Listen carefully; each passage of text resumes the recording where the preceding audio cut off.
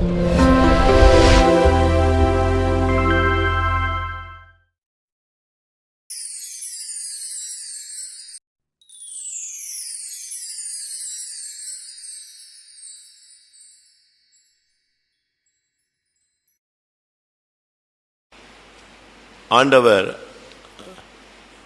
குத்துவிளக்குகளின் மத்தியில் உலாவுகிறவர். நம்முடைய இந்த கூட்டத்தில், இல்லாவிட்டால் நம்முடைய ஊழியத்தில், இல்லாவிட்டால் நம்முடைய வாழ்வின் ஒவ்வொரு பகுதியிலும் ஆண்டவர் உலாவ வேண்டுமானால் நாம் ஒரு பொன் குத்துவிளக்காக இருக்க வேண்டும். இல்லாத பட்சத்தில் அவர் நம்முடைய மத்தியில் உலாவ முடியாது. ஆண்டவர் உலாவின பல இடங்கள் வேதத்தில் சுட்டி காட்டப்பட்டிருக்கிறது. அப்படி பல இடங்களில் பழைய ஏற்பாட்டிலும் புதிய ஏற்பாட்டிலும் உலாவின தெய்வம் வெளிப்படுத்தலில் பார்க்கும் பொழுது அவர் குத்துவிளக்குகளின் மத்தியில் உலாவுகிறார் என்று வெளிப்படுத்தல் 2ஆம் அதிகாரம் 1ஆம் வசனத்தில் சொல்லப்பட்டிருக்கிறார். எபேசு சபையின் தூதனுக்கு நீ எழுத வேண்டியது என்னவெனில், 7 நட்சத்திரங்களை தம்முடைய வலது கரத்தில் ஏந்தி கொண்டு 7 பொன் குத்து விளக்குகளின் மத்தியிலே உலாவிக் கொண்டிருக்கிறவர் சொல்லுகிறதாவது, 7 பொன் குத்து விளக்குகளின் மத்தியில் அவர் உலாவுகிறார். பித்தளை குத்து விளக்குகளின் மத்தியில் அவர் உலாவுகிறதில்ல.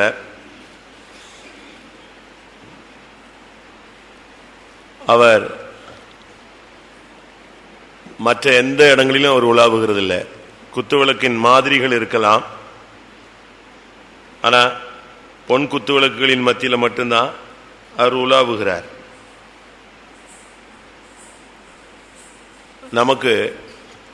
நாம் முதலாவது இந்த கூட்டத்தில் ஆவியானவர் நமக்குள்ள உலாவணும்னு சொன்னா, நமக்குள்ளும் உலாவணும், நம்முடைய சபையிலும் உலாவணும். அப்படியானால் நம்முடைய சபை பொன் குத்து விளக்குகளால் நிறையப்பட்ட ஒரு இடமாக இருக்கணும். நாம் ஒரு பொன் குத்து விளக்காக மாற வேண்டும். 7 பொன் குத்து விளக்குகளின் மத்தியிலே உலாவுகிற கர்த்தர் சொல்லுகிறதாவது. அப்போ 7 பொன் குத்து விளக்குகள் இங்க இருக்கிற நாம இப்ப 100க்கு அதிகமான பேர் உட்கார்ந்து இருக்கிறோம். அப்ப நாம் எல்லாரும் பொன் குத்து விளக்குகளாக மாறினால் அங்க கர்த்தர் என்ன செய்வாரு? உலாவுவார். முதலாவது இங்க வந்த பிறகு எனக்கு கிடைச்ச வார்த்தையை தான் சொல்றேன். அவர் உலாவணும்னா நாம் எல்லாரும் பொன் குத்து விளக்காக மாறணும். வெள்ளியில நீங்க குத்து விளக்குகள் எல்லாம் நீங்க வீடுகளில் பார்த்துருக்கலாம். இப்ப சில்வர்லாம் நெஞ்சிருச்சே, வந்துருச்சு. வெங்கலத்தில் பார்த்துருக்கலாம், பித்தளையில் பார்த்துருக்கலாம், இல்லை நமக்கு செம்பில் பார்க்கலாம். இது இப்படிலாம் உலகத்தில் நீங்க பார்க்கலாம். ஆனா பொன் குத்து விளக்குகள் மத்தியில் கர்த்தர் என்ன செய்கிறார்?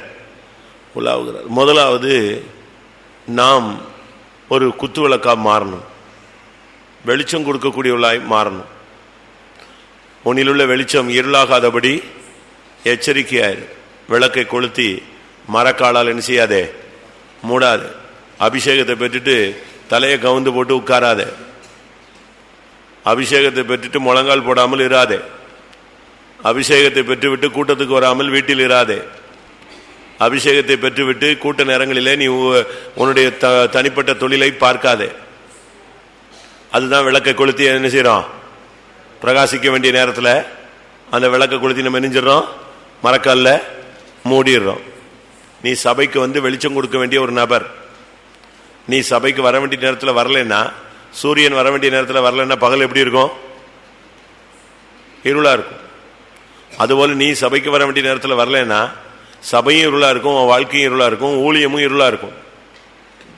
நீ பிரகாசிக்க வேண்டிய ஒரு நபர். ஆரம்ப காலங்களிலே நீங்க பிரகாசித்தவர்கள் தான். அப்படித்தான் வேதம் சொல்லுகிறது. எபிரேயரில் சொல்லப்பட்டிருக்கிறது, பிரகாசமாக்கப்பட்ட அந்த முந்தின நாட்களை நினைத்துக் கொள்ளுங்கள். ஆரம்ப காலங்கள் எல்லாருக்கும் பிரகாசமா இருந்த காலங்கள். இன்னைக்கு நம்ம எல்லாரும் பொன் குத்து விளக்குகளா மாறிட்டோமா? முதலாவது காத்திருப்பு கூட்டத்துக்கு வந்திருக்கிற நமக்கு பரிசுத்தாவி உண்டு என்கிற அந்த பொன், அதாவது பொன் என்பதே விசுவாசத்தை காண்பிக்கிறது. முதலாவது பரிசுத்தாவி உண்டு என்று நீ விசுவாசிக்கணும்.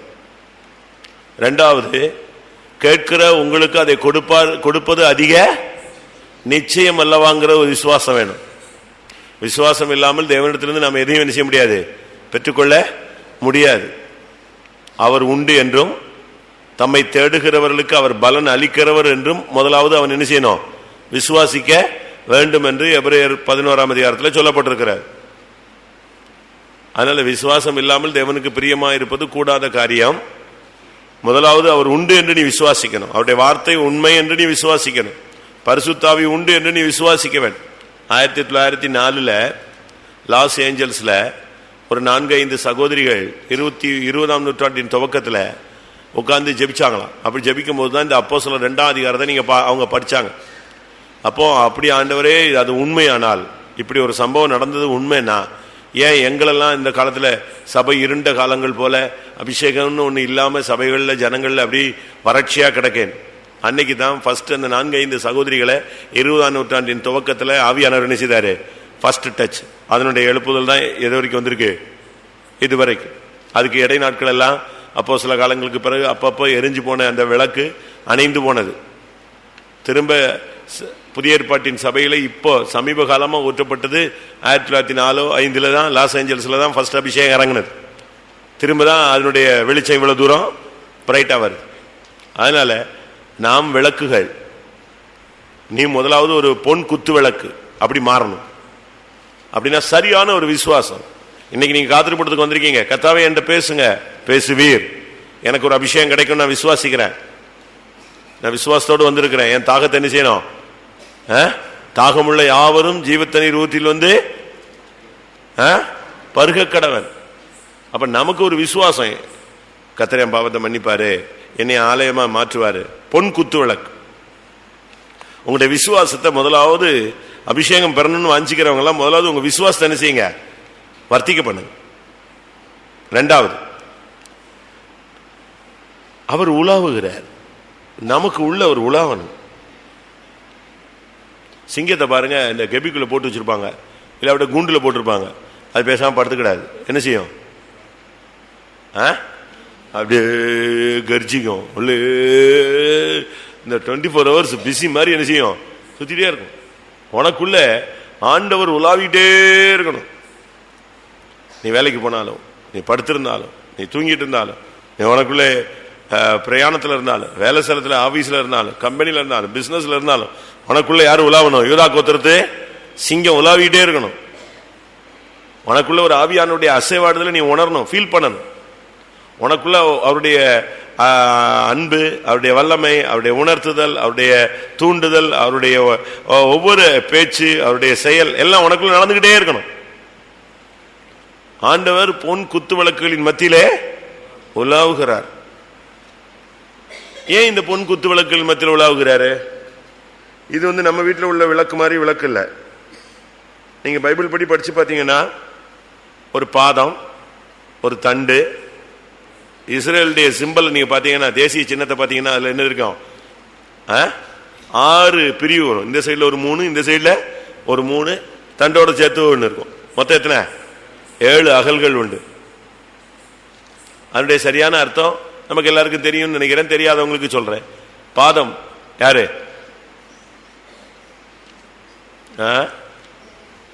சொல்லுங்க, சும்மா பயப்படாம சொல்லுங்க. சண்டே ஸ்கூல் டீச்சர்ஸ் இருக்கீங்களா? ஒரு ஜபத்துக்கு வர்றதில்லை, திருப்பி எங்க பாதத்தை பார்க்கறது, அகலை பார்க்கறது, சொல்லுங்க. பாதம் யாரு, கிறிஸ்து. தண்டு யாரு, ஊழியர்கள். அடுத்து நீங்கள்லாம் அகல்கள். இது ஒரு சிம்பிள் தாட். இது எதில், இதுல இருந்து என்ன கத்துக்கிறான்னு சொன்னா, ஒரு ஐக்கியம் இருக்கணும். அபிஷேகம் வேணும்னா ஃபர்ஸ்ட் உனக்கு ஒரு விசுவாசம் வேணும். ரெண்டாவது, அபிஷேகம் வேணும்னா உனக்குள்ள ஒரு உலாவணும்னா உனக்குள்ள ஒரு ஐக்கியம் வேணும், ஒப்புரவாகணும். உனக்குள்ள ஒரு ஐக்கியம் இருக்கணும், உனக்கும் தேவனுக்கு ஐக்கியம் இருக்கணும், உனக்கும் மனுஷர்களுக்கு ஐக்கியம் இருக்கணும், உனக்கும் ஊழியர்களுக்கு ஐக்கியம் இருக்கணும், உனக்கும் உன் குடும்பத்திலே ஐக்கியம் இருக்கணும். எங்களுடைய ஐக்கியம் நம்முடைய பிதாவோடும் அவருடைய குமாரனாகிய இயேசு கிறிஸ்துவோடும் இருக்கிறது. நீங்களும் என்ன செய்யுங்க, எங்களோடு ஐக்கியமாக. இந்த ஐக்கியம் முக்கியம். அபிஷேகம் பெறாததுக்கு காரணமே நமக்குள்ள இருக்கிற பிரிவினை தான்.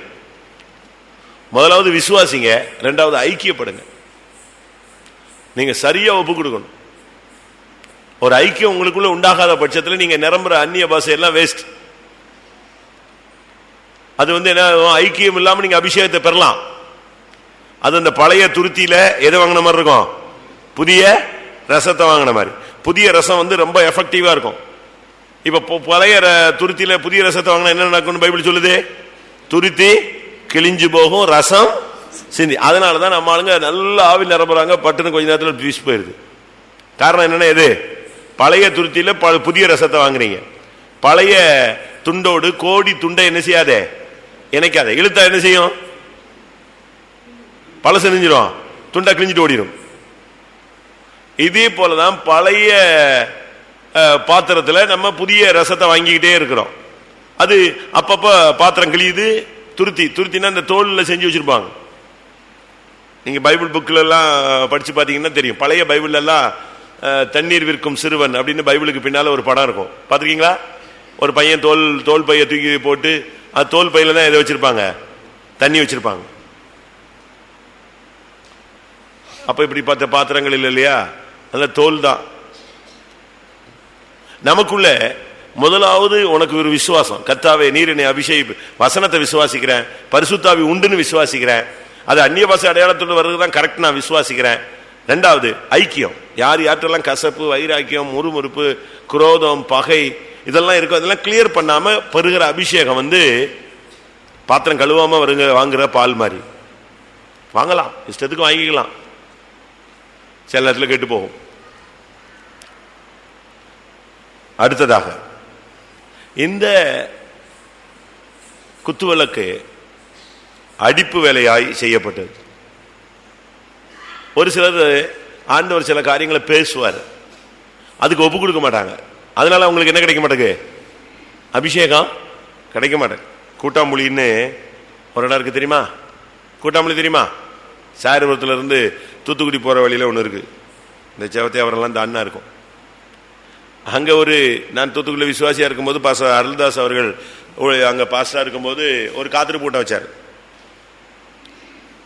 அந்த காவாயை ஒட்டி இப்பவும் அந்த தோட்டம் இருக்கு. அன்னைக்கு பார்த்தேன், காலையில இருந்து காத்திருப்பு கூட்டம் தான், ஒரே எழுப்புதெல்லாம் போகுது. அபிஷேகம் பெறாத நூற்றுக்கணக்கான பேர் அபிஷேகம் என்ன செய்யறாங்க, பெறாங்க.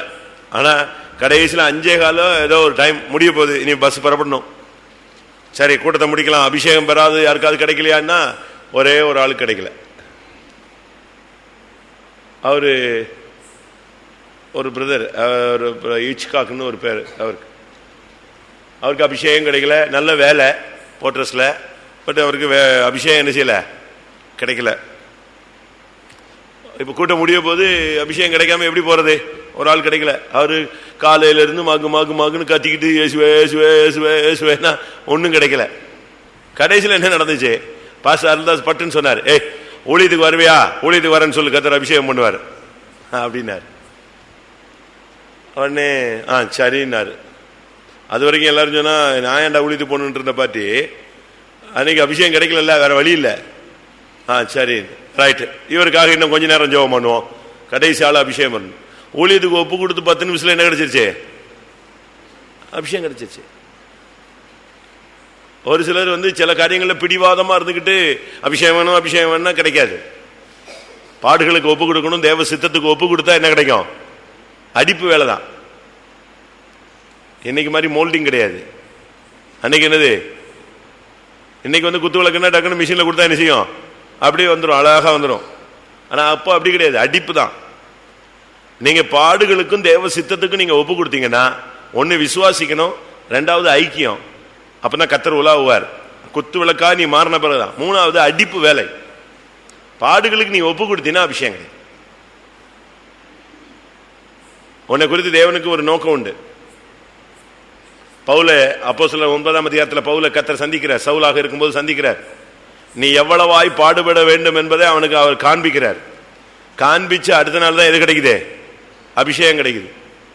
பாடுகளின் தரிசனத்துக்கு சமர்ப்பித்த பின்புதான் எது கிடைக்குது? அபிஷேகம் கிடைக்குது. முதல்ல ஒளியின் மூலமா கர்த்தர் சந்திக்கிறார், அவன்கிட்ட பேசுறார். அப்போஸ்தலர் ஒரு ஊழியக்காரனை அவன்கிட்ட அனுப்புகிறார், அனனியாவை அனுப்புறார், எல்லாம் செய்யறாரு. கரெக்ட். ஆனா அபிஷேகம் எப்பதான் வருது? அவனுக்கு ஊழியம் ராஜாக்களுக்கும் புறஜாதிகளுக்கும் இஸ்ரவேல் ஜனங்களுக்கும் சுவிசேஷம் அறிவிக்க நான் தெரிந்து கொண்டேன்னு சொல்றாரு. அதுக்கு அடுத்து சொல்றாரு, அவன் எவ்வளவா என் நாமத்து நிமித்தம் பாடுபட வேண்டும் என்பதை நான் அவனுக்கு காண்பிப்பேன்னு சொல்றாரு. அதுக்கு அடுத்த நாள் தான் அனனியா வந்து தலையில் நினைச்சான், கை வைக்கிறான், ஞானசானம் வருது, கண்ணில் உள்ள செதில் விழுது. அடுத்து என்னது? பரிசுத்தாவி கிடைக்குது. ஒப்பு கொடுக்காத தேவசித்தம் செய்யாத மனுஷனுக்கு அபிஷேகம் கொடுத்து அவன் என்னத்துக்கு பின்மாறி போயிடுவான், ஒண்ணுமில்லாம போயிடுவான். பாடுகளுக்கு சமர்ப்பிக்காதவனை வைத்து கர்த்தர் ஒண்ணுமே செய்ய முடியாது, செய்ய முடியாது. தேவசித்தத்தைக்கு சமர்ப்பிக்காதவனை வைத்து கர்த்தர் என்ன வேலையை செய்ய முடியும்? அடுத்து அபிஷேகம் பெற்றா மட்டும் போதாது, எப்போதும் எரியணும். அதான் நான் முதலாவது சொன்னேன், அபிஷேகத்தை நிரப்பிட்டு பேசாம உட்கார்ந்துட்டு இருக்க கூடாது. அபிஷேகம் பெற்றவங்களால உட்கார முடியாது. அதுதான் என்னுடைய வேதத்தில் உள்ள அறிவுப்படி. அபிஷேகம் பெற்றுட்டா உன்னால என்ன செய்ய முடியாது, அங்க இருக்க முடியாது. அபிஷேகம் பெற்றா உன்னை அவர் தூக்கி இழுத்து கொண்டு போவார், கரெக்ட் ரூட்ல என்ன செய்யும், போகும். அபிஷேகம் பெற்றுட்ட பிறகு எப்போதும் எரியணும். யாத்திராகமம் 27:20 குத்து விளக்கு எப்பொழுதும் எரிந்து கொண்டிருக்கும்படி எப்பொழுதும் எரிந்துகிட்டு இருக்கணும். அபிஷேகம் வந்து எப்போதும் உனக்குள்ள எரிஞ்சுக்கிட்டே இருக்கணும். வேலையில போனாலும், வீட்டில் கிடந்தாலும், ஃப்ரெண்ட்ஸ் மத்தியில் இருந்தாலும், ஒரு சின்ன ஜோக் ஒருத்த அடிச்சான், தவறான ஒரு ஜோக் அடிச்சிட்டான் அப்படின்னா இந்த அபிஷேகம் எரிஞ்சுக்கிட்டு இருந்துச்சுன்னா பட்டுன்னு நிச்சயம் ஒரு சூடு கொடுக்கும் உனக்கு.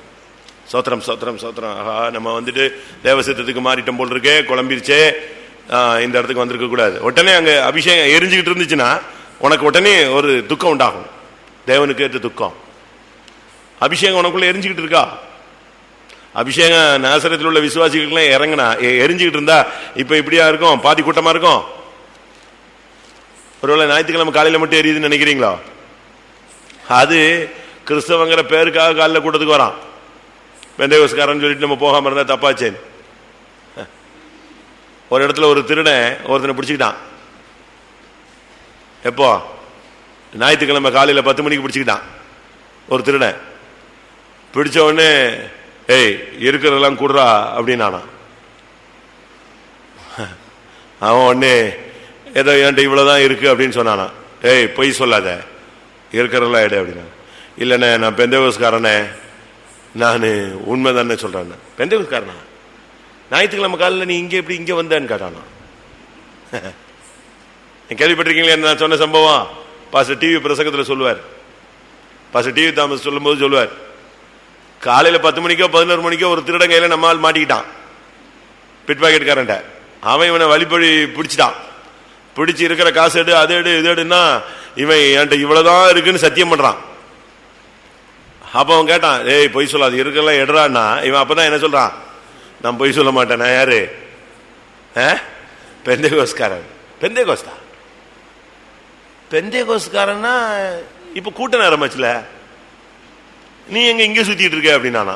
அப்பதான் இவனுக்கு ஆமா நம்ம எங்க போல தெருவில் ஊர் சுத்திட்டு இருக்கோன்னு அப்பதான் புரிஞ்சது இவனுக்கு.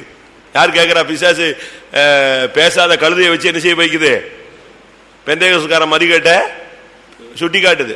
திருடனை வச்சு கர்த்தர் பேசுறார். அவன் அடுத்து கேட்டானா, தசமபாகம்லாம் சொல்லுவாங்களே அதெல்லாம் உண்மையா இருக்கியான்னு கேட்டானா. யார? அவன் ஸ்டார்ட் பண்ணிட்டான் அடுத்த பிரசங்கத்தை. ஒன்னு சண்டே சர்வீஸ், அடுத்த கொஸ்டின் என்னது? இவனுக்கு என்னடா இது, கோயிலுக்கு போகாததுக்கு இப்படி ஒரு பனிஷ்மெண்டா? இல்ல கொடுக்குறேன் நானா. சரி சரி போ, சொர்த்தி விட்டான். அவன் அடுத்த வாரம் வந்து சாட்சி சொல்லியிருக்கான். அது பிறகு நம்ம ஆளுங்களுக்கு உண்மை தெரியும். எப்படி? உனக்குள்ள எப்பொழுது எரிஞ்சுக்கிட்டே இருக்கணும் குத்து விளக்குனா. உன்னைய கர்த்தர் குத்து விளக்கா சபையில கொண்டு வந்திருக்காரு அப்படின்னா நீ எரிஞ்சுக்கிட்டே இருக்கணும். நீ பாட்டுக்கு சோம்பேறித்தனமா கூட்ட நேரத்தில் வீட்டில் உட்காந்துட்டு மூக்கு சிந்திக்கிட்டு முக்காடு போட்டு படுத்துக்கிட்டு கூட்டத்துக்கு வராம ரோட சுத்திக்கிட்டு கடையில உட்காந்துட்டு அந்த 100 ரூபாய் 30 ரூபாயில அங்கேயே உட்காந்துட்டு இருக்கிறதுக்கு ஒரு அரை மணி நேரம் 1/4 மணி நேரம் தேவ சமூகத்தில் வரணும். ஒரு 1 hour ஆண்டுடைய சமூகத்தில் உட்கார்ந்து போராடணும். உன் விளக்கு எரிஞ்சுக்கிட்டே இருக்கணும் இல்லையா?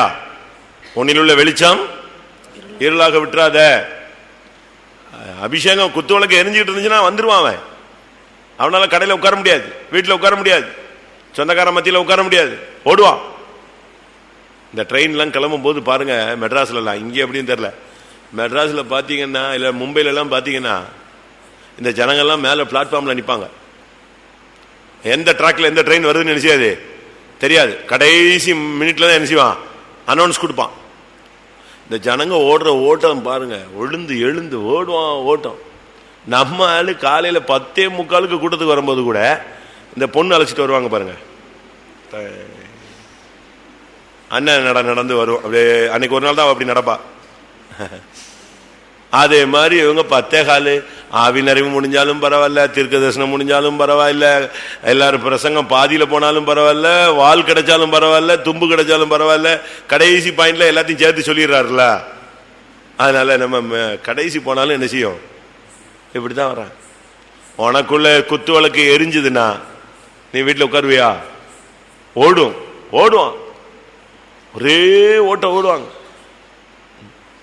உனக்குள்ள குத்து விளக்கு எரியணும். எரியாத குத்து விளக்கு வச்சு என்னத்துக்கு? அடுத்து நீ ஒரு குத்து விளக்குனா உனக்குள்ள எண்ணெய் இருக்கணும். கொஞ்சோண்டு எண்ணெயை வச்சுக்கிட்டு மங்கி எரிஞ்சுக்கிட்டு இருக்க கூடாது. எரியறது எப்படி எரியணும்? பிரகாசமான ஒரு தீவெட்டி போல எரியணும். சரியான ஒரு தீவெட்டி போல நீ எரியணும். சும்மா இந்த மங்கி எரிகிற திரிய அணையாதவர் உடனே ஸ்தோத்திரம் கர்த்தர் என்னை அணைக்க மாட்டார், ஸ்தோத்திரம் இன்னைக்கு கர்த்தர் என்ன பேசிட்டாரு, மங்கி எரிகிற திரியை என்ன செய்ய மாட்டேன். அப்ப நீ இப்ப எப்படிதான் எரிஞ்சுக்கிட்டு இருக்க? எத்தனை வருஷம் தான் மங்கி எரிய போற? அதுக்கு ஒரு பிரசங்கம் இருக்கு, பண்றேன், ஆவியானவர் சொல்லும் போது பண்றேன். எத்தனை வருஷம் மங்கி எரிய போறீங்க? எத்தனை வருஷம்? ஒரு சில பாஸ்டர் காலத்துல மங்கி எறிவாங்க, ஒரு சில பாஸ்டர் காலத்துல சும்மா பிரைட்டா எரியும். அடுத்த பாஸ்டர் மாறி வந்தோடனே சுத்தமா எண்ணெயே இருக்காது. இப்ப நம்ம சபையில் அப்படி 1-2 புதுசா எரியுது, பார்த்திருப்பீங்க. எதுக்கு இதெல்லாம் சொல்றேன்னா, உனக்குள்ள எண்ணெய் ஃபுல்லா இருக்கணும். எண்ணெய் ஃபுல்லா இருந்தா தானாவே என்ன செய்யும், அதுக்கு எரியும். ரைட். அடுத்து இந்த குத்துவிளக்கு ஒரு இடத்துல இருக்கும். இந்த குத்துவிளக்கு பக்கத்துல இன்னொன்னு வச்சிருக்காரு ஆண்டவர். என்னது? கத்திரி. என்ன? யாத்திராகமம் 37:23.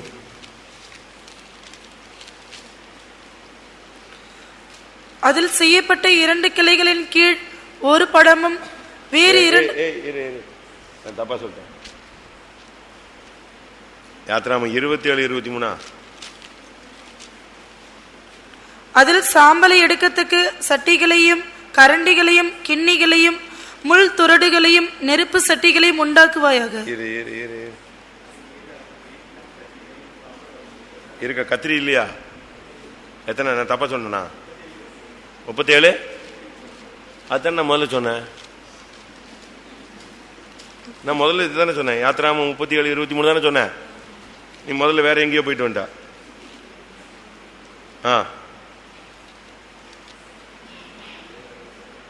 யாத்திராகமம் 37:23 இருக்குல்ல, அதன் 7 அகல்களையும் அதன் கத்திரிகளையும் சாம்பல் பாத்திரங்களையும் பசும் பொன்னினால் செய்தான்.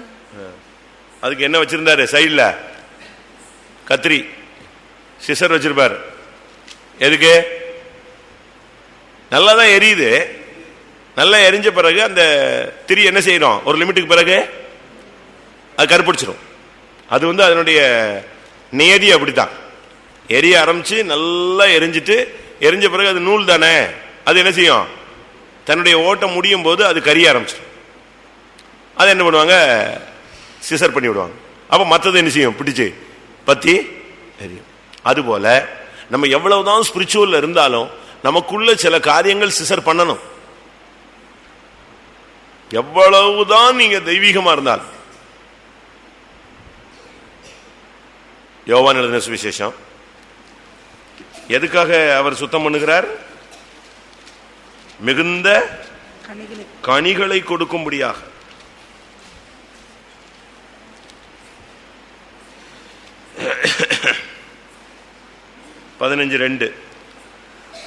என்னில் கனி கூடாதிருக்கிற கொடி எதுவோ அதை அவர் அறுத்து போடுகிறார். கனி கொடுக்கிற கொடி எதுவோ அது அதிக கனிகளை கொடுக்கும்படி அதை சுத்தம் பண்ணுகிறார். நீங்க இந்த செடிகள்ல நம்ம வர வழியில் நீங்க பார்த்திருப்பீங்க.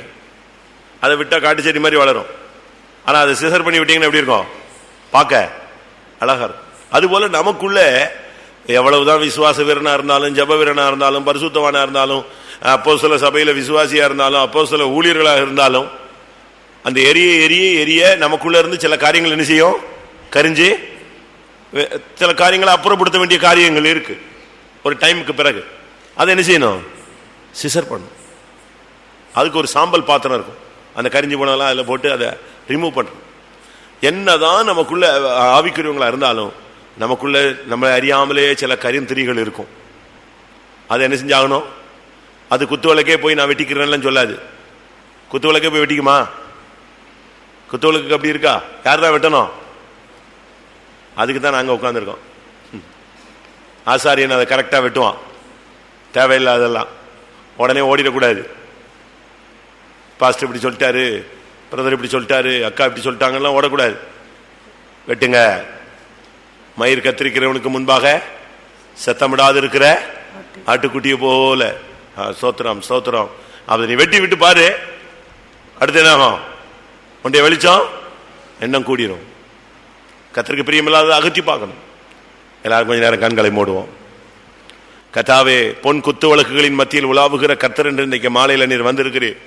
என்னை முதலாவது ஒரு பொன் குத்து விளக்காய் மாற்றும் ஆண்டவரே. எனக்குள்ள ஒரு விசுவாசம் உண்டாகட்டும். இதுவரைக்கும் இருந்த அவிசுவாசம், விசுவாச குறைவுகள், அற்ப விசுவாசம் எல்லாம் இயேசுவின் நாமத்தில் நம்ம விட்டு வெளியே போகட்டும்.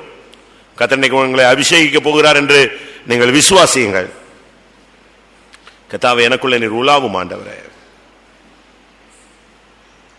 எனக்குள்ள ஒரு ஐக்கியம் உண்டாகட்டும். எல்லாரோட ஒப்புரவாகுங்கள் ஆண்டவரே. எனக்குள்ள ஒரு அபிஷேகம் வரட்டும். என்னை நிரம்பி வழியட்டும். நான் எப்போதும் உமக்காய் எரிந்து கொண்டே இருக்க வேண்டும். என்னில் அகற்றப்பட வேண்டிய காரியங்கள் அகற்றப்படட்டும். எல்லாரும் கண்களை மூடுங்க, முழங்கால் போடுங்க. கொஞ்ச நேரம் நீங்க இதை கிளியர் பண்ணி பாருங்க. ஆவியானவர் இங்க உலாவறதை நீங்க பார்க்கலாம். உங்களுக்குள்ளேயே யூதா கோத்திரத்து சிங்கம் வரும், கர்ஜிப்பார், முழங்கி கர்ஜிப்பார். அக்கினி அபிஷேகம் தானா இறங்கும். ஹல்லேலூயா, ஹல்லேலூயா. ஆண்டவரே, உனக்கு தேவனுக்கு பிரியமில்லாத காரியத்தை ஒண்ணு விட்டு அப்படியே வெளியே எடுத்துருவார். இருக்கிற சாம்பல்லாம் வெளியே போயிடும். இருக்கிற கருந்திரிகள் எல்லாம் அவர் வெட்டி சுத்தம் பண்ணிடுவார். நீ அதை பத்தி பயப்படாத. கர்த்தர் மங்கி எறிகிற திரியை அணையாதவர். மங்கி எறிகிற உன்னுடைய திரிகளை, கருந்திரிகளை வெட்டி உன்னை பிரகாசிக்க விரும்புகிறார்.